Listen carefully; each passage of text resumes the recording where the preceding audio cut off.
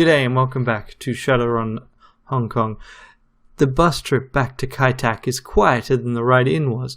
Your fellow passengers sit crumpled in their seats, barely moving, barely speaking. Their DECCON 2056 t-shirts hang loose on their frames, and their once cherished guest passes have been crumpled into their pockets. You've seen more lively groups on their way to the morgue. Isabel looks up at you, her eyes full of the same post-com fatigue you see in everyone else's. She gives you a small smile and then taps her temple with a fingernail. You've got what you came for. The show is over. It's time to go home. And so, to give a quick recap, last time round, as soon as we got back, we got a message from Kindly Cheng saying, "Hey, I've got news. Come talk to me now." And since she's what's between us and the police, basically, I think we should probably not keep her waiting. Alrighty. Everyone's here, including Isabel. As you walk through the mahjong parlor, you see your crew waiting for you, clearly uncomfortable to be so close to the Triad boss. Then you see why. Kindly Cheng's cheeks are flushed and glowing. She's already hit the bottle pretty hard. "Ah, Ranneko, you're here. Excellent." "Yes, Ranneko, it's good to see you." They both have expressions that say they'd rather be anywhere else. "Don't keep us in suspense, Auntie. What did you find out about the plastic-faced man?" "The wiretap we placed on the police force has borne fruit." Her mouth breaks into a wolfish grin. Her eyes take on a feral gleam. She appears fueled by alcohol and vengeance, a hungry beast on the hunt. "My people have delivered a snippet of a recorded video call between the plastic-faced man and Chief Inspector Crate of the Special Duties Unit." "Wow, this should be good. Should we take a seat?" "Unfortunately, it's only a snippet. There were some technical difficulties with the tap." She glances at Bao, who nods back at her. "The person responsible has been sacked." Cheng reaches out with a lacquered fingernail, hunts for the button she's looking for, and stabs it in victory. There's a loud crackling noise at the beginning of the recording, followed by a squelching squeal that makes Gobbet cover her ears in pain.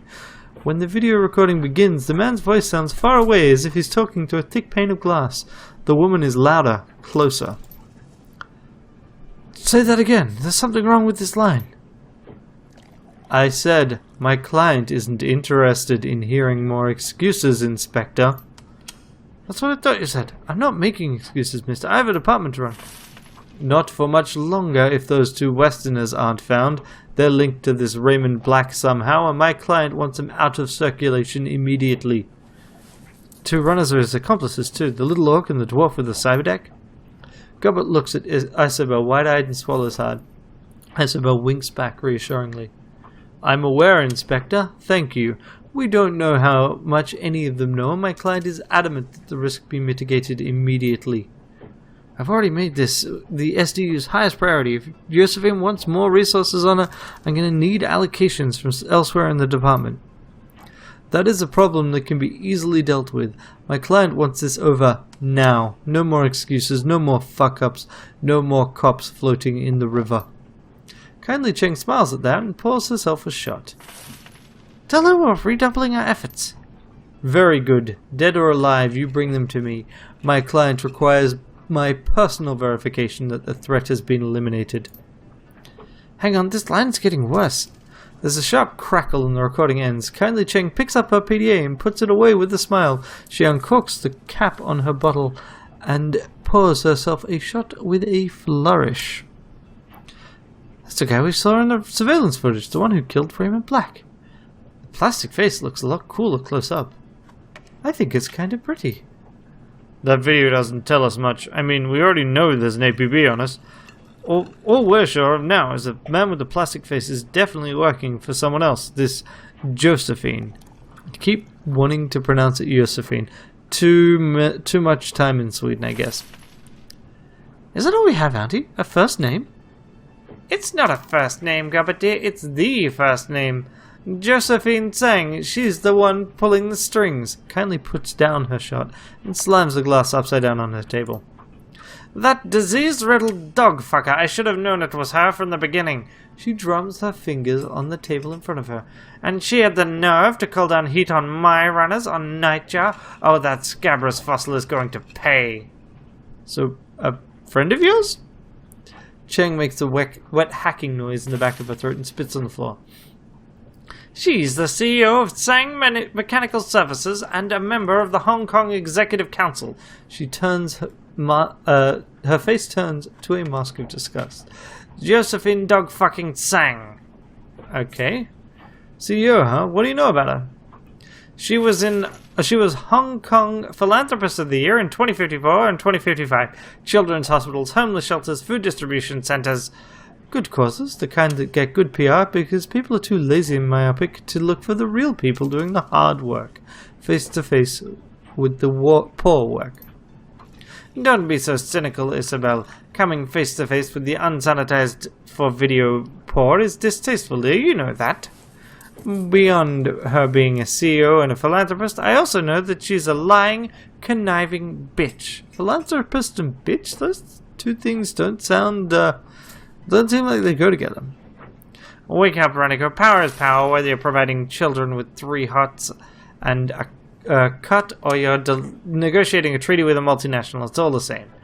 It doesn't sound like you like her very much.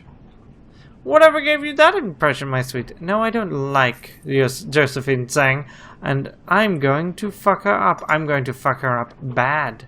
Care to elaborate on that, Auntie? No, not today. But you'll be there, my darling. I'll make it a party. And what's Tsang Mechanical Services? Josephine's baby. It was a B-rated corporation before she married into the Tsang family, but after she fought for and won the contract to rebuild Kowloon Walled City, their fortunes rose high. They began to rise to power that eventually landed Josephine on the executive council. So there's a connection between them?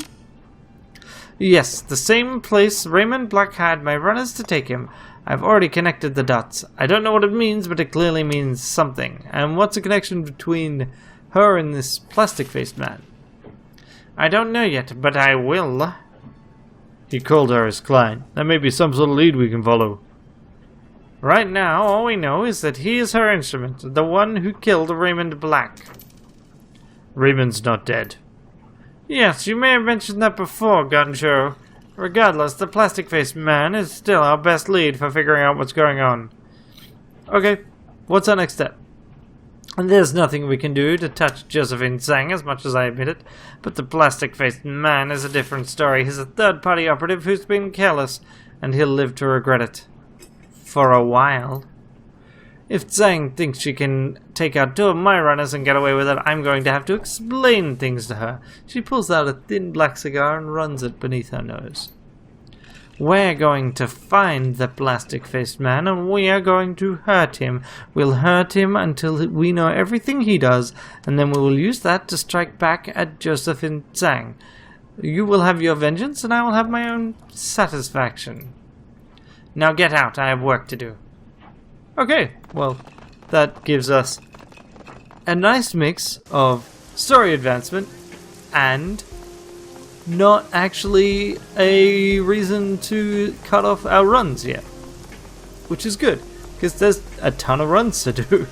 And we are going to do every single one of them, because that is how I roll. Alright, so plan is chat with every one of our companions, then nap. Because, yep, there is definitely an opportunity to do that. First, we'll go to a mission computer. Okay, your workstation. yeah. We'll check our inbox for new messages. We've got 7.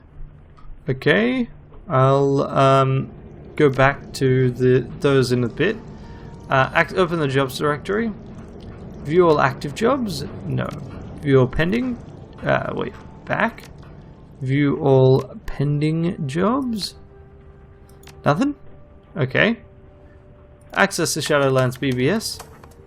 Claim payment for sold pay data. We claim the payment for the shipping manifest. 432 million, nothing to sneeze at. We'll post our pay data for sale. That's the Binary Bards custom cyber deck. And when we finish the next run, we'll get stuff for that. And we'll check the other things later. Alright, so let's go to the top.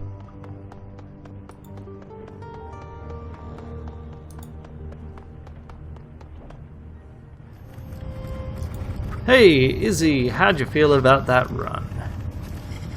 Isabel, half away from the octopus, turns, oh wait, I see. Reading, it's harder than you might think. Isabel, half turns away from the octopus's main display. She looks up at you, blinking. The memory stick that you've acquired from Rhombus has already been slotted into one of the computer's many expansion ports. The cherry red plastic that she's the stick looks slick and wet in the light.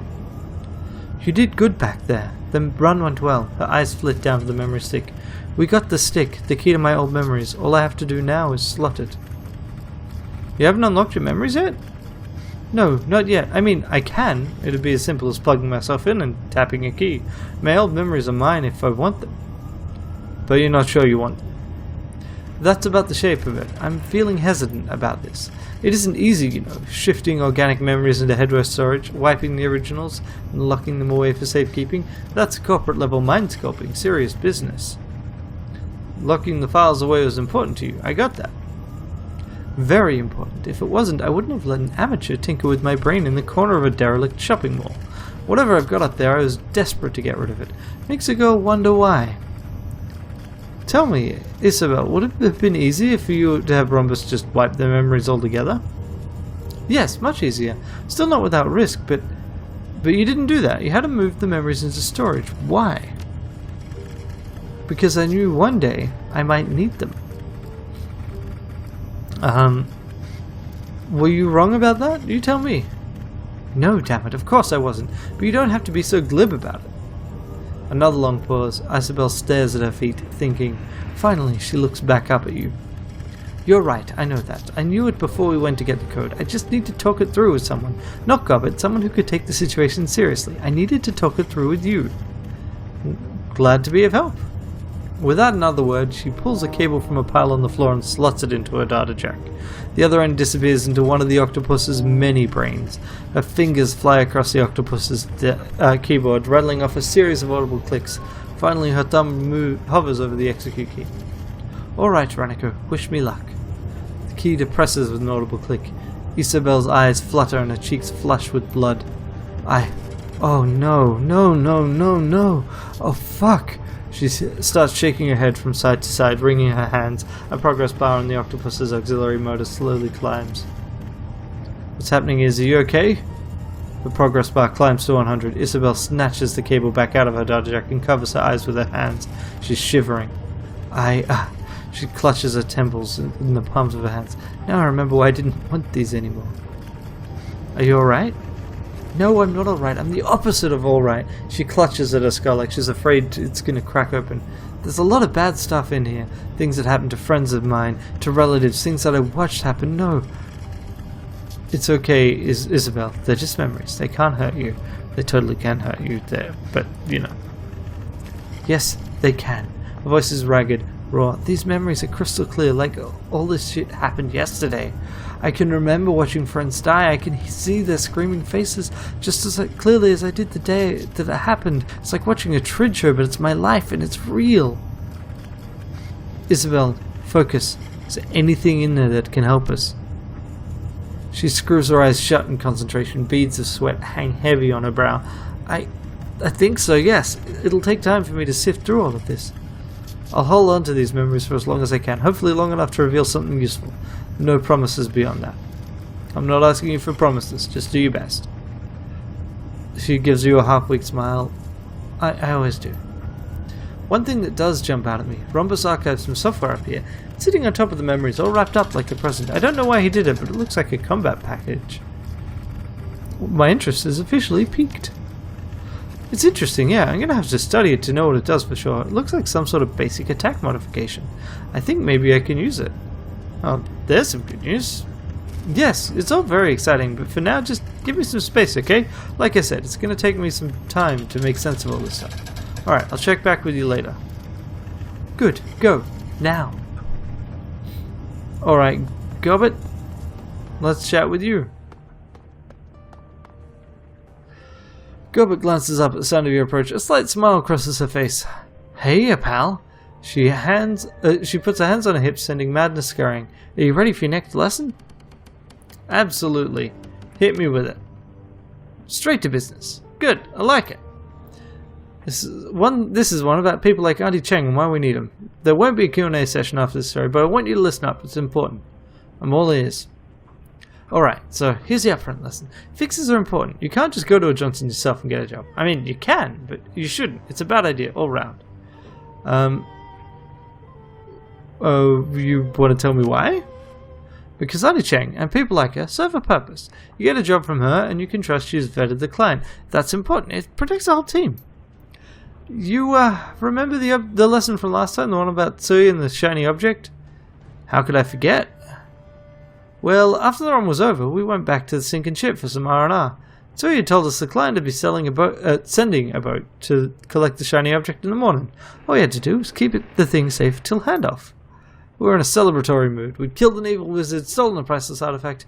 A good night's work by anyone's standards. Honu and Egret got good and drunk in record time. Tsui went back to his cabin with the shiny object to, I don't know, stare at it for a while. I retired to my cabin and crashed out. It had been a long night. I remember waking up to sounds? Yelling, maybe? I was groggy and they were far away. Couldn't quite make them out. The clock said 4:30 a.m. People were always partying on the raft, playing loud music, shooting off fireworks, that kind of thing.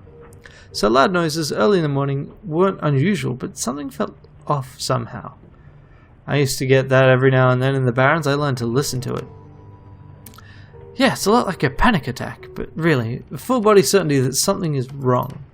So I got up to investigate. If something was wrong, I wanted to know. And if it wasn't, I figured I might as well get in on the party. I stepped out into the hallway and my foot slipped. I came down hard, landed on my ass, and found myself sitting in a pool of blood. That sounds bad. No, yeah, it was pretty bad. So it was pretty obvious that by this point, that something had gone wrong. My first thought was that the shiny object might have, I don't know, unleashed something, and after what I saw him do in that warehouse, wouldn't have been surprised. I shook that off pretty quick though. I knew what it was. Our client was playing us. He'd hired us to steal the thing rather than paying us for the job. He'd sent another team to take it away. Given what happened to the warehouse, I would have assumed the shiny object was to blame too. Sure, I get that. It did some scary shit back at the warehouse, but it had also been sitting dormant for a long time before Tsui and I stole it. Anyway, I got up and brushed myself off, and then I beelined for Malvina's cabin. This was the closest thing the sinking ship had a leader, and the strongest rat shaman on the raft. If the raft was under attack, yeah, that seems like a logical thing to do. Yeah, it seemed like the right thing at the time.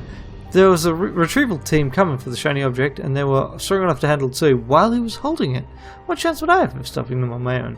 I figured it was time to bring the big guns, and Malvina was the one who could get them. I could get them from. So I passed some pretty bad stuff on my way down to the cabin. It was old man Tsuyen's vault all over again. The torn up bodies, the blood-streaked floor. I saw people had been cut up with machetes, court-martialed on container walls. Deep down in the pit of my gut, I could feel the thrumming vibration of the shiny object, that heartbeat feeling I had in the warehouse. It was back, and it was stronger than before. Whatever that rock was, it was awake. Ooh, did you make it to Malvina's cabin? Yeah, I bust through the door, all ready to spread the news, and someone smashed a gun into my face. It was Cadmus, my friend. He jammed the muzzle of his Super Warhawk into my cheek so hard it hurt, then grabbed me by the belt on his other hand. I wasn't going anywhere. Just over his shoulder, I saw Malvina. She didn't look amused. Note to self, if KOA ever comes under attack, don't start knocking down friends' walls. Yeah, it's a good rule. I wish I'd had you there at the time. She smiles weakly. Adrenaline and abject terror can make a girl do some stupid things, I'll tell you that. Anyways, it wasn't an attack. There were no hostile invaders, and our client had nothing to do with what was going on. Turns out there was no client, so he had lied to us, to me, because he wanted the shiny object for himself. What he wanted to do was take the sinking ship away from Malvina, so he used us to steal it. Something he could use to foment a mutiny. She pauses for a moment, gathers her rats in her hands and lifts them to her shoulders. They scurry over the leather of her coat and disappear into her hair. As it turns out, betrayal hurts, Ranneko. Malvina felt it. I felt it. Tsui had been our friend. I'd just risked my life to save his, like 4 hours ago, and he'd tricked me into helping him do something unthinkable. Why do you think he did it? Why all this over a heap of junk floating in the bay? I don't know. Maybe he'd gone toxic. Maybe he'd gotten a little ambitious and wanted to be king of our hill. he didn't discuss it with me first or anything. I'd be willing to bet that something had gotten wrong in Tsui long before we ever met. He was pretty damn good at hiding it. Maybe it happened recently. Maybe he was possessed. I don't know why he did it. Frankly, I don't care. The only thing that's important is that he did. So what did you do? What could I do? I didn't have a whole lot of options, and Cadmus was kind of on edge, like red-faced and screaming. So I opened my mouth and I fast-talked my way out of it. I started off by doubling down on my loyalty to Malvina and Cadmus and the status quo on the sinking ship, swearing my undying friendship. You know the drill. I did a good job of it. They still looked a little iffy. Iffy with a warhawk is bad, so I volunteered to prove myself by stealing the shiny object back from Tsui. That was brave of you. Yeah, I know, right? Not my style at all, but then I didn't really have a choice. I'd inadvertently helped to arm the bastard who was tearing our friends and neighbors apart. I don't think I could have cleared my name without taking his weapon away. It was a hell of a night. I don't want to get into too many details. Friends died. Hell, friends killed each other. It was brother against brother, all that jazz. And Tsui's indiscriminate use of the shiny object would have let a lot of things into the world that shouldn't have been. Did you get a good view of them this time? Yeah, really wish I hadn't, but I did. Don't know how to describe these things. They were like animals, but wrong. Too many tails, bones in the wrong places, huge open sores, that kind of thing. Most of them were spirits manifested in physical form, I think. Most of them took the form of rats, one was insects, rotten things, all of the old pestilence tropes. Sometimes there were colonies of things all tangled together, moving as one.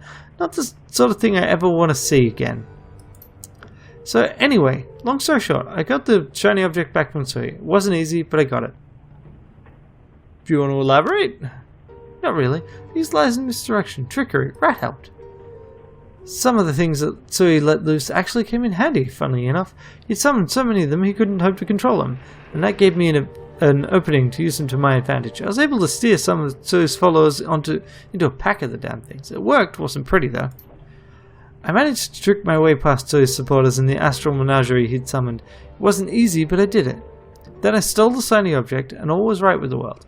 And yeah, I'm intentionally glossing over all the details. I had to do some things I'm not proud of, and people died because of it. But I got the damn thing, and I got it back to Malvina. And what happened then? Why aren't you still living there, on the raft? Long story short, Malvina put the shiny object to better use than Tsui ever did. She took to the thing like she'd grown up using it. Still lost dozens of people, but Tsui's side lost more. Cadmus was critically wounded, but he pulled through. After the skirmish, Malvina held an assembly. She told everyone there'd be new rules for life on the raft, and if you refused to follow them, you could leave, and if you broke them, you were done. Rules of the sea and all that. After the pronouncement, she turned on one of the surviving mutineers. Honu was one of them. He'd been on Tsui's plan the whole time. She didn't kill him. She did exile him from the sinking ship, and for people in our economic bracket, that was as good as a one-way trip to the walled city. I'm willing to bet they're all dead now. In the wake of the ultimatum, 5 survivors left the sinking ship. I was one of them. I wouldn't have hung around either. You know how it is. We may have washed the blood off the decks, but the energy of the sinking ship had changed. It wasn't the carefree haven I'd loved anymore. And as sensible as Malvina's rules were, I wasn't up to living under them. I had to go. We parted on good terms, but sad. And as you'd expect, we drifted apart over the years. It's funny, I hadn't even thought of Malvina or the sinking ship in years. Not until I decided to teach you a previous lesson, it all came flooding back in. She pauses, turns to you. That's the story, it's finished, but I want to circle back on the lesson I gave you up front, because it's important. We need Auntie Cheng to bring us work, that's obvious, but we also need her to keep us honest, to be sure that we on the team are playing straight with one another. Auntie Cheng's reputation rides on the legitimacy of the job she brings us, and that, more than anything, is why we need her. If we didn't have Auntie Cheng or someone like her, we'd eventually tear ourselves apart. It happened on the sinking ship, it could happen again in Hawaii. So anyway, that's the lesson. If you've got follow-up questions, go ahead and ask them. What did Malvina do with the shiny object? Well, first she used it to get rid of the things Tsui had let loose, then she put it away for safekeeping. It's probably there on the sinking ship. It's gone to some shrine or another, held under lock and key. She should have tossed it into the bay.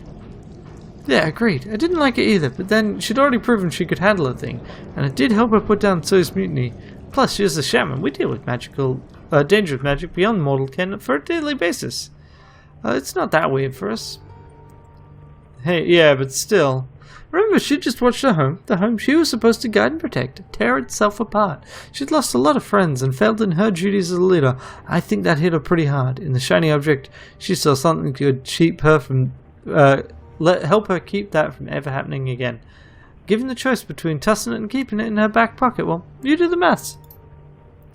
Like I said, I'd have preferred if she ditched the thing, but in the end, it wasn't my choice to make. From what little I've heard, if she is still in power over there, so I guess it worked out okay. And so, what happened to him? That walking colostomy bag was already dead, eaten by his own monsters after I took the shiny object away. Turns out, he wasn't much good at controlling them without it. He didn't even live long enough to watch his mutiny fail. Any thoughts about the last run? You didn't bring me on it, so no, not much to say. Good to have a night off, I guess. Anything else you wanted to talk about? Nah. Sure, and Ranneko, thanks for listening. These lessons are for your benefit, but I think they help me too. It's nice to be taken seriously every now and then. No problem, Gubbert. I'll look forward to the next one. Yeah, me too. Now get on. I got Gubbert things to do. Okay, so just to double check, there's nothing more to chat with Izzy. As you step into her cabin, she turns to face you. The desk that she's been working at is a mess. Food wrappers and computer expansion cards lie together in a heap. Isabel herself doesn't look much better. Her eyes are badly bloodshot, and her lips have been drawn into a deep frown. You're back. Hey, what do you need? Any thoughts on the last run? Yeah, of course I got thoughts. It was my run, right? Thanks for coming with me. Don't mention it. It was fun. Don't know if I call it that, but we got what we came for, so that's something. How are you holding up? Not great. I'll manage. Anything I can do? I seriously doubt it. Appreciate the offer, though. When I unlocked these memories, I told you they were crystal clear, right? Every detail was perfect. It's still that way. I think it always will be. Why? Because they've been stored as data in an archival format. They're never going to fade. They'll never grow less intense with time. It's like having an eidetic memory. I'm stuck with a perfect record of every shitty thing I saw and felt during my childhood in hell. It's not an easy thing to live with. I knew a guy... let's yell. Why not just lock the memories away when you're not using them? We have the key. Just unlock them when we need them. No, it doesn't work like that. I can't just lock and unlock them whenever I please. It's a period of adjustment after I unlock them. I have to unpack the memories, reconcile them with everything else that's going on in my head. It's disorienting, painful. If I lock these memories away again, it's gonna be the last time. Until then, I'm just gonna have to live with them. So if you've got any questions about the Walled City, I should be able to give you some answers. Not all the answers, mind you, but something. Alright, I do have some questions now I've unlocked your memories. How did you get out of there? How did you escape? Gubbert led me out. How did you manage that? Go ahead and ask her. I'm sure she'll be happy to brag about it, but I think we have other more pressing matters to discuss. That's all for now. Can we talk about something else? Okay, so I'm sure we will unpack we'll get other questions to ask her as the campaign goes on. Alright. So, next we want to chat with Duncan here. You enter to find Wu stalking the floor silently, one hand held rigidly near his hip, the other flexing and unflexing again and again. When he notices you, he nods once and goes back to his caged panther routine. You're gonna wear a hole in the floor that way, you know? Need something? Yeah, a drink. Looks like you could use one too. I hear Club 88 has 2-for-1s between 4 and 6 o'clock, but you'll have to drink them both. I don't put drugs or alcohol into my body. What an amazing specimen you are. So pure, so manly. Drop it. We both know what can happen when I drink. I don't need my judgment impaired like that anymore. Fine. I've been thinking about Josephine Tang, what she did to our family, what she did to Carter. His pace increases a bit and his tusks jut forward slightly. Josephine Tang. Goddamn Josephine Tang. We'll find a way to get her, Duncan. Good, because when we do this, the old Duncan's coming out to play. Here's what we do. We walk into the Tang headquarters and ask for the boss. When she comes down, we grab her, take her somewhere quiet, ask her why she had Carter and those runners killed, find out what happened to Raymond, whether he's alive or dead. What happens next is up to her. I think the direct method will result in a quick death. They'll never see it coming. That's why the plan's so beautiful. This is the way to go. My way. Now, where have I heard that before? What? My way? That's right. This is the one way this is going to go. He catches himself. Understanding appears in his eyes. Oh crap, that's what Ray used to say. Raymond Black, our benevolent dictator. No questioning his rules, no falling short of his expectations. It was his way or the wrong way. Yep, oh, you get the full-on Raymond treatment. I didn't care to be on the receiving end of that, and I was, more than once for sure. Remember what happened a few years after we moved out of the squat and into his house? Thing with Doubletray and Lockjaw when he accused us of relapsing back into our old ways? Man, that was when Ray's authority finally got tested. When I finally stood up to him. Yep, the way he handled that was the reason I eventually left. He just wouldn't listen. Thought that might have been part of it, but to be fair, I wasn't listening either. That was our pattern, wasn't it? I wouldn't listen, he wouldn't listen, then we butted heads. Rinse and repeat every few weeks. He smiles, but it's filled with regret. But that time was the worst. Okay, Mr. Newing, we don't need to do things my way. No need for us to butt heads. On that note, I'm going to have to ask you to clear out. It's been another long day. I get the feeling that they're all going to be long days.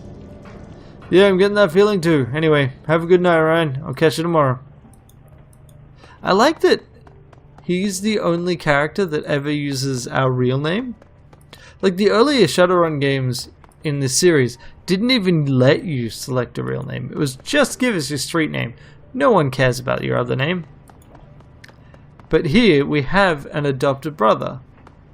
So he does care. Everyone cares. Or no, he cares. No one else cares, rather. Alright, Gaichu. The cabin is silent, aside from the occasional swish of air as Gaichu steps through sword forms. He holds each stance for a few seconds, practicing a given swing a few times, before switching to the next. Hello, Ranneko. A single bead of sweat rolls down Gaichu's temple as he holds his position. After a few moments, he shifts to a relaxed stance, starting the form again. Pardon me for continuing my exercises. I feel that I have been letting them slip of late. Don't you ever stop practicing?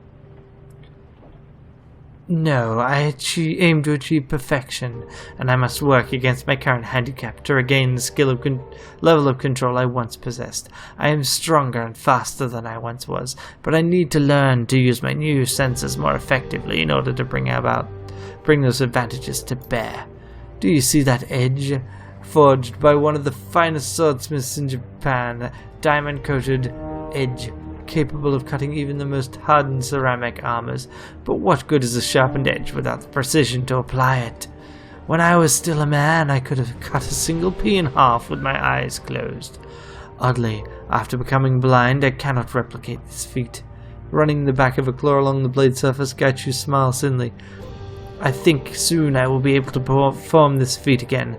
I simply have to train my body to ignore the senses it no longer has and pay attention to the new ones. Now, what is it you would like to discuss? Any thoughts about the last run?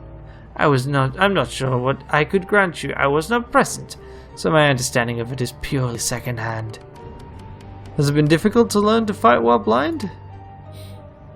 It's not the easiest thing I have attempted, but neither is it the hardest. Placing his sword off to one side, Gaichu turns to face you. Emptiness is form is one of the great lessons of Hagakure. Train sufficiently, and both swordsmanship and obedience will come instinctively. That is the closest to perfection a man can obtain. Does that mean in a perfect world you would have killed yourself when you got infected? If an order should be unjust or foolish, it should not be followed.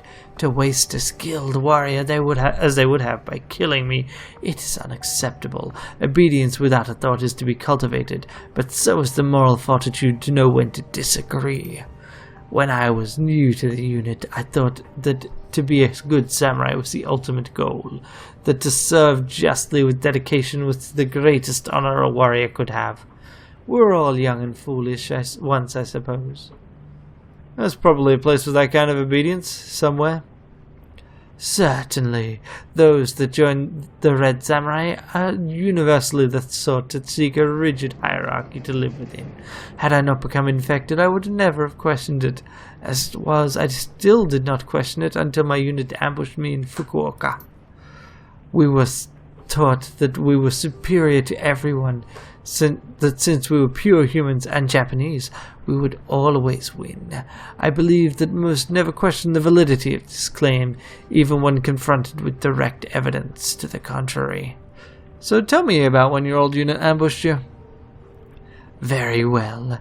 Gaichu draws his nails over his scalp, sighing. My time in Fukuoka was tense. Since leaving Keihanshin, I've been careful to stay out of sight by moving on foot or in the back of automated delivery vans. I was running out of food, however, and I needed to be in a city for that. Fukuoka is just big enough to get lost in, but not so large that a ghoul sighting could go unnoticed. I hid in abandoned buildings and storm drainage systems. For about 2 weeks I managed to stay hidden. The strain of having to constantly move was wearing on me, however. I made a mistake.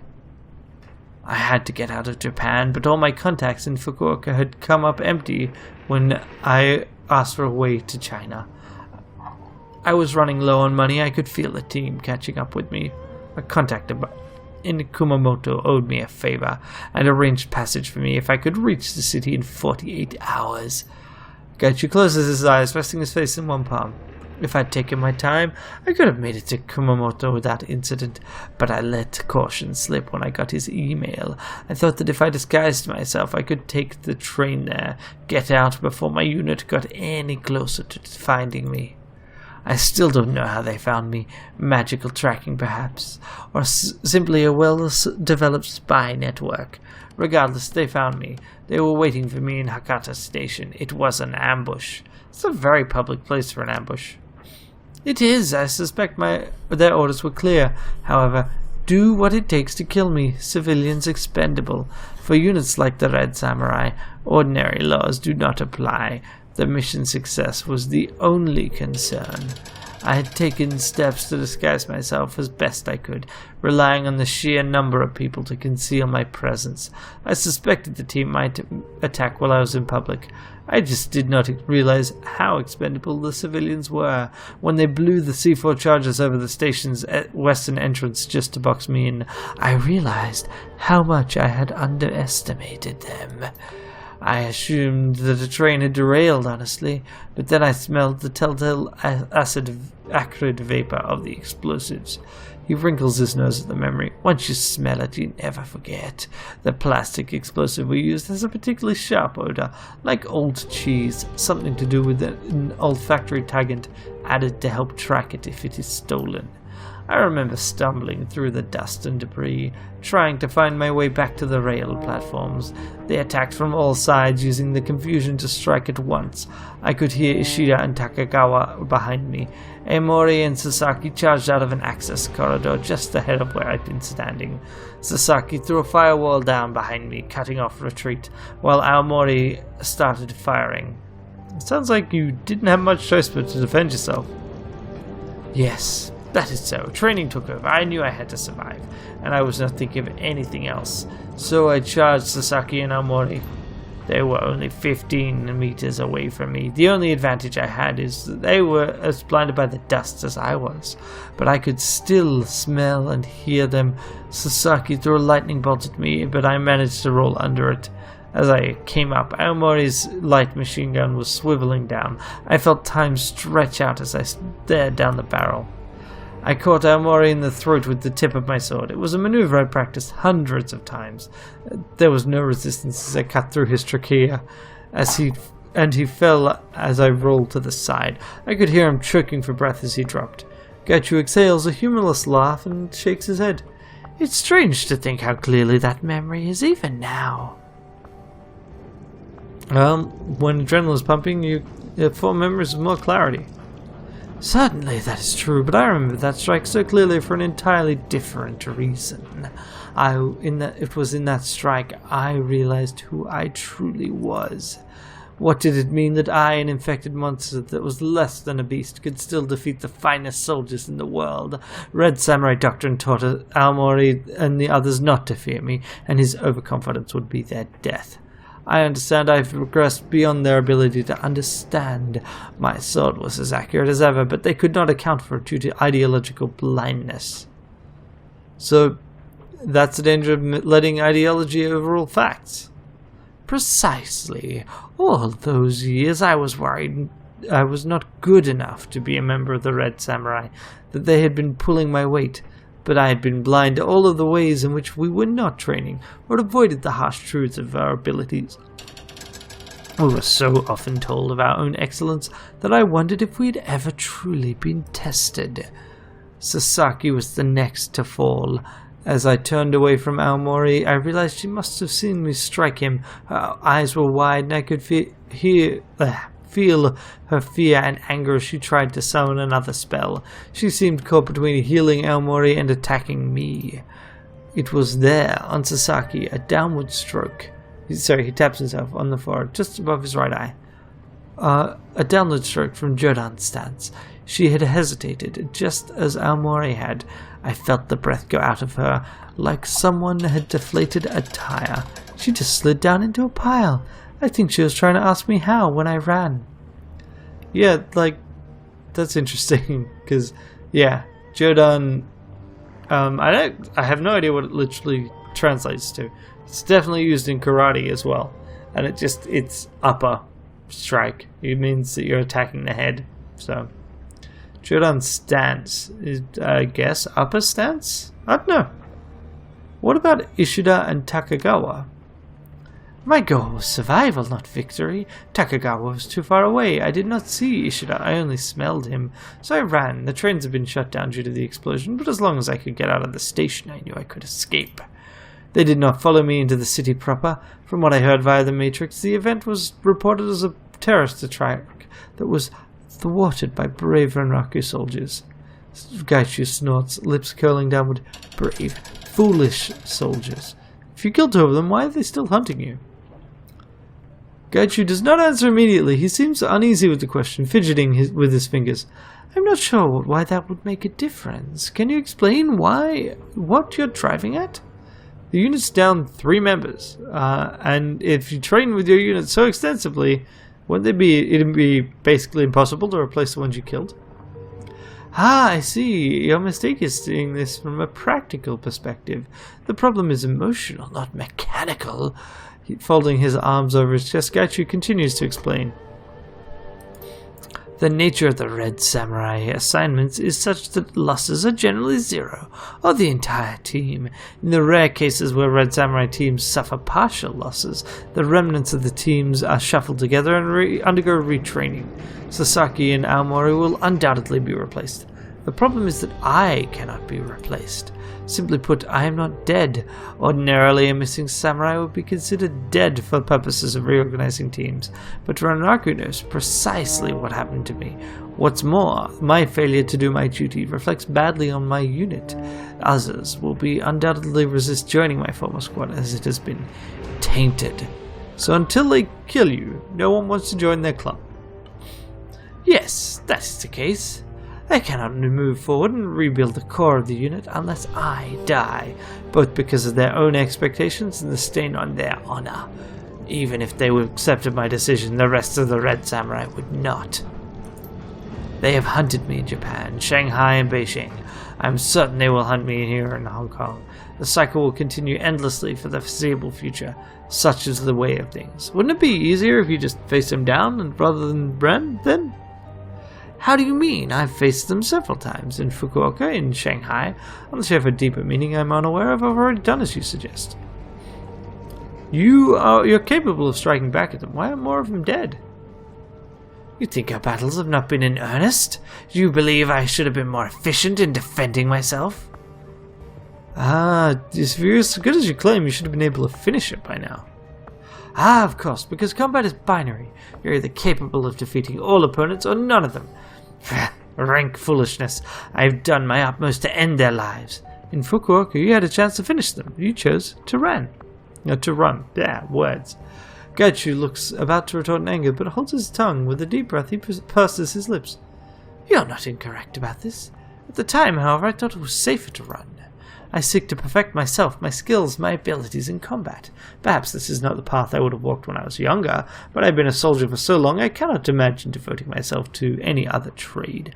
This does not mean I'm tied inextricably to my unit. It just means I'm shaped by my history, as are we all. I appreciate your concern about my history and my unit, but I assure you, I'm doing all right. I must learn to adapt to my new condition and lifestyle on my own. The time will come when they find me in Hong Kong. And what will you do about your unit when they come looking for you in Hong Kong? I'm unsure. You've given me a great deal to consider, and I do not mean that lightly. There are several actions and possible outcomes I foresee. I could, as I have before, relocate to another city, flee Hong Kong, travel to somewhere further afield, Lagos perhaps, or Montreal. It would have to be someplace where Raku's influence was minimal, where the unit's presence would be immediate and noticeable. That's been my plan in the past. I could also keep a low profile, staying here, hope they are unable to precisely find where I am hiding. Undoubtedly, Ishida would command the team to keep looking. I believe it would only be a matter of time before they found me. But if it were a sufficiently long time, they might be recalled. I could also confront them, draw them out into the open at the time and place of my choosing. They are nothing if not predictable in their efforts to follow Red Samurai operational doctrine. That plan could succeed, but it could also put you and civilians at risk. I'm unsure how I would draw them out in the first place. You gotta find a way to find them. I'm not sure if that's the wisest course of action. I'm gonna need to think about this a great deal. Please, let me think on this. I'll have an answer later. Sure thing. I'll talk to you later. Now if I do this... Gachu's box of personal effects is overflowing with a collection of souvenirs, mementos, knickknacks. There's no rhyme or reason to the collection of items. They appear to have been thrown in haphazardly. Lying atop the box are a collection of antique Japanese coins inside an overturned wooden mask and a black lacquered box with gold inlay. I see. You have found my box of personal effects. Please feel free to examine whatever you like within it. Just take care to put them back when you are done. I do not own much, but the things I keep are very precious to me. They are all that matters of my former life. Examine the wooden mask. The wooden mask is extremely light. It's been painted a pale white, and the surface is almost as smooth as porcelain, though it lacks the sheen of lacquer. The face's traits are delicate, almost feminine, and feature lifted eyebrows, bright red lips, and delicately carved teeth. The teeth have been stained a deep black, barely visible past the slightly parted lips. The expression, while kindly, is ambiguous and uncanny. Viewed from above, the expression is one of calm contentment. Shifting the mask to view at an upper angle causes the expression to seem melancholy, almost pained. What's this wooden mask, Gachu? It's a mask from the historical no-play Ikuta Atsumori. The face is that of a young samurai, Taira no Atsumori.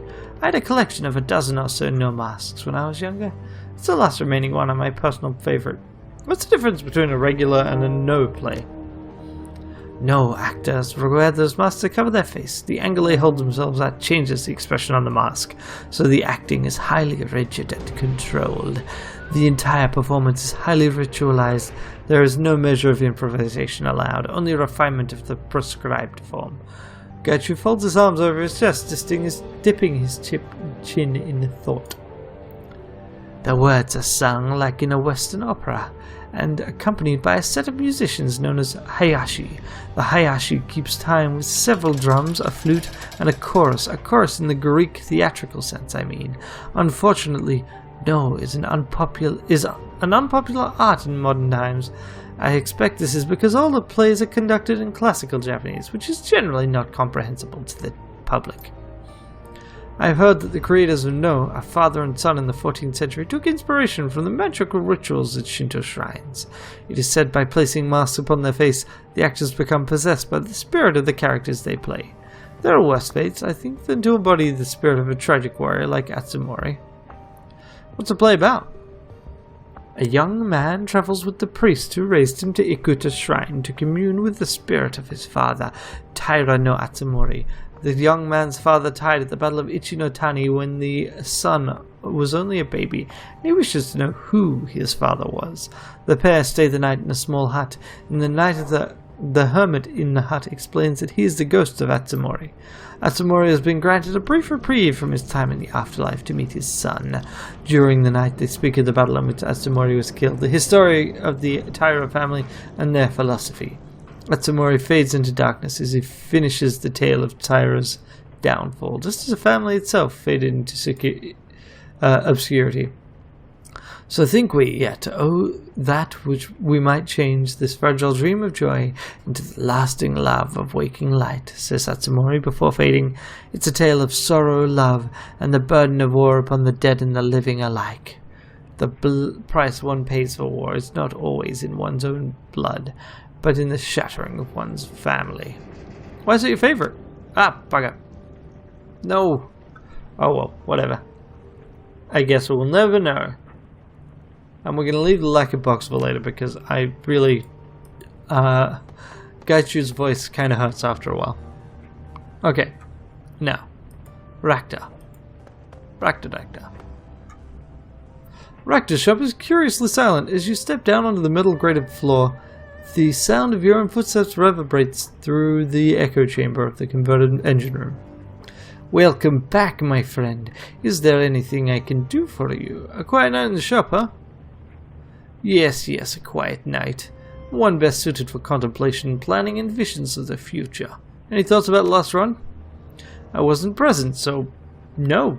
I did, however, make an exciting breakthrough on some actuated design work I've been tinkering with. Now, what would you have of me? Can I pick up where we left off last time?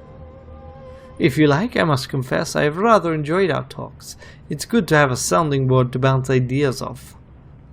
Agreed, our talks have been pleasant in an academic sense. Glad to hear we're on the same page. I must confess, I sometimes forget how to interact with others. I am by nature a solitary creature. It is good to have a kindred spirit, someone with whom I can understand on the team. Koshie scuttles forwards, mechanical pedipalps waving. Its motions are as alien and charged with menace as they have ever been. Rakta glances at the machine and it takes a step back. So, my friend, you had questions for me. Go ahead and ask them. Please, I will answer whatever you can. You said you sometimes forget how to interact with other people. An idiosyncrasy of mine, I suppose. When I get lost in my own head, relating to others becomes difficult. He smiles apologetically. It's nothing personal, just a quirk I occasionally struggle to hide. You're doing a pretty good job of it. You've always been friendly with me. Ah, yes, but when you come down here, we talk about things that are relevant to my interests. That makes it easier. In any case, thank you. Your kindness appreciated. The last time we talked, you hinted at Koshie being special in some way. I wanted to hear the full story. Yes, I'd figured that you might. Tell me, have you noticed anything unusual about Koshie in the time we've worked together? He seems to react to your moods. It's weird. He's almost more like an animal than he is a drone. Yes, a good observation. Koshie's behavior could be described as animalistic, and for good reason.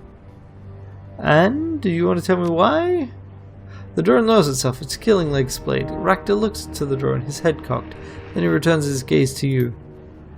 His behavior is not drone-like because he's not a drone. At least not in a way you'd understand. He is a prosthesis. Prosthesis? What's he meant to replace? He isn't meant to replace anything, but he does contain a portion of me. Surely as your brain sits in your skull. We are, in a way, a singular entity in two bodies, metal and flesh made one. The drone isn't part of you, though. It's a machine you control through your data jack.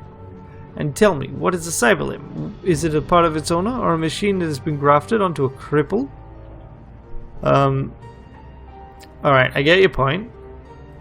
I thought you might. A cyberlimb is physically attached to its owner, yes, but it's a neural attachment that matters, and it's that connection that Koshie and I shared. Koshie acts as a home for my primal animal instincts, the id, to use Freud's structural model of the psyche. The analytical portions of my mind, the ego and superego, live on in me. They govern the id, and by extension, Koshie's behavior. When we're on a run and I rig into Koshie, I do not command him to attack. I loosen my grip on his reins and allow him to kill. He wants to hurt, to hunt, to dominate and bathe himself in blood. Reproduction would also be a drive, if such a thing were possible. So if you were killed, Koshie would run amok? No, my friend, and of course not. Koshie is not capable of storing any part of a human mind. He simply doesn't have the capacity for it. If I were to die, he would fall dormant, same as any other drone. One day, perhaps, I will perfect him, and part of me will live on in his chassis after the meat of my body dies. but for now I'm satisfied to live with him as a combined entity. Man and machine joined through a form of neuroparabiosis into a single being, a beautiful first step into a post-human future. I guess that's... If I have to know a mad scientist, I'm glad he's on my side. Well said, friend. And the feeling is mutual. If I must associate with violent criminals, I suppose I am happy to call them friends. So you've rigged your drone to act as a home to your most destructive impulses. Gotta ask, why? As proof of concept, primarily. There are other advantages, of course. I shouldn't have to explain the value of a combat drone that wants to kill. But you tell me how you think we're gonna beat the essence limit. Is this how? I could do that. I've already shared quite a lot with you, and you haven't run off screaming. It's a good sign, I should think. But tell me, Ranneko, are you certain you want to know? Some secrets are less pleasant than others. I want to know what you have to tell me, Rakta. I don't run from things because they're unpleasant. Very good.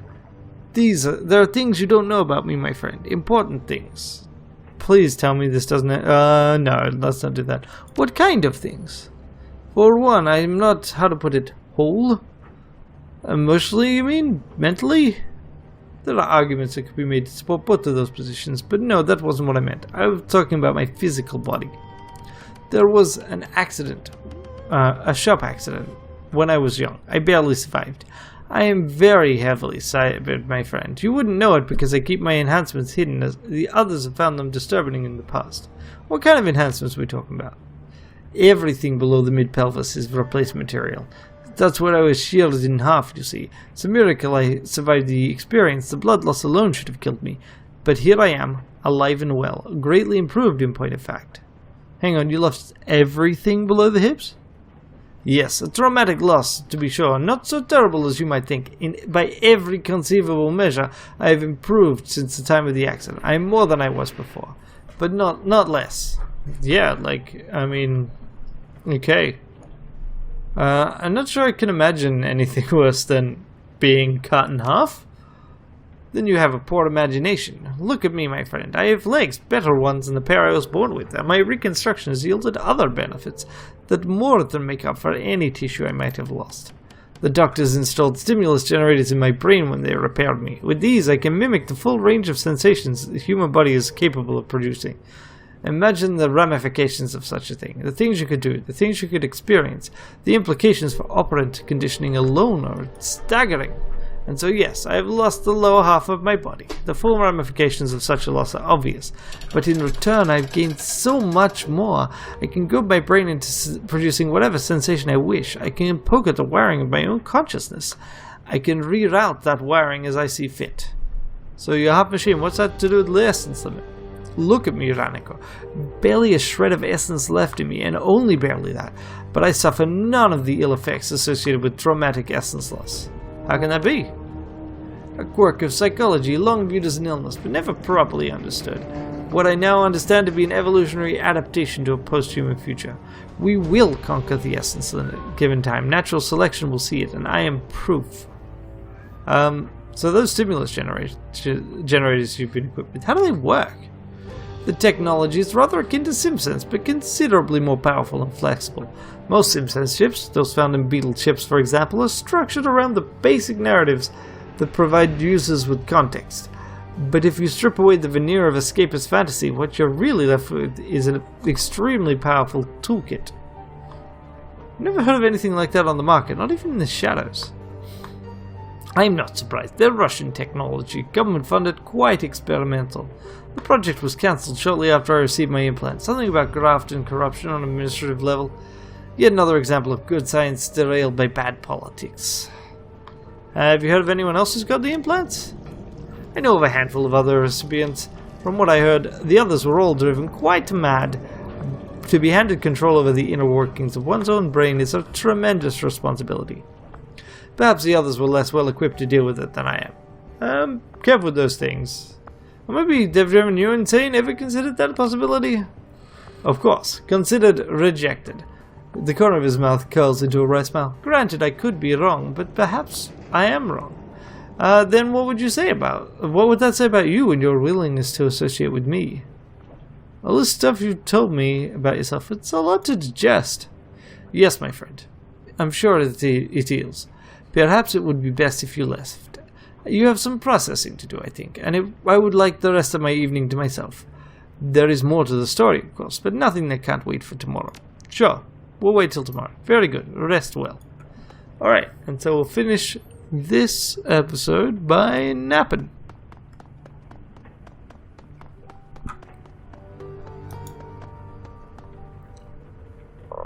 Okay. And now, come on. I didn't want to use my stash. I wanted to nap. Okay.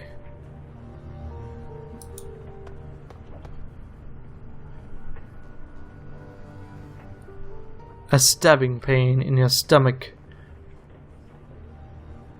One moment. I'm just trying to verify something.